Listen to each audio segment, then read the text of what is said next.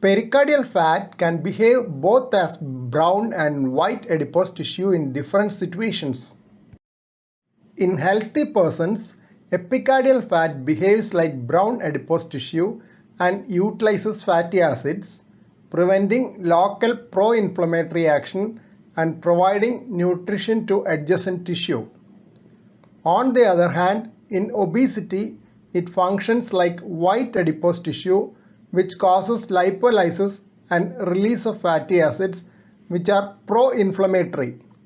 In mouse models, it has been shown that thoracic perivascular adipose tissue is resistant to diet-induced macrophage infiltration and may protect the vascular bed from inflammatory stress. In addition, epicardium is an important source of mesenchymal stem cells which may contribute to cardiac regeneration.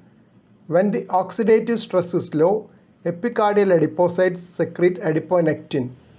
Adiponectin minimizes cardiomyocyte hypertrophy and inflammation, as well as fibrosis in coronary arteries and myocardium, thereby reducing the chance of adverse events.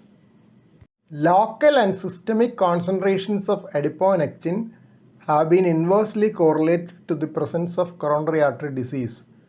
This suggests anti-atherogenic effect of adiponectin. This study was conducted using serum and adipose tissue samples collected from pericoronary depots in patients undergoing CABG and patients without coronary artery disease undergoing aortic valve replacement. Adipokine synthesis pattern of epicardial fat changes in obesity and dyslipidemia. Adiponectin synthesis comes down and pro-inflammatory adipokines like leptin, tumor necrosis alpha, interleukin-1 beta, interleukin-6 and resistin get synthesized.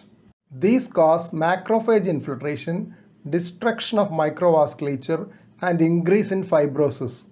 In one study, abdominal and epicardial fat tissue samples were obtained from those with CAD undergoing CABG and from those without CAD undergoing other types of open heart surgery.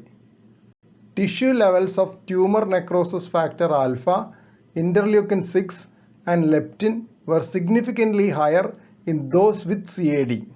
Here are some important references on the roles of pericardial fat. Remaining references on different roles of pericardial fat are here.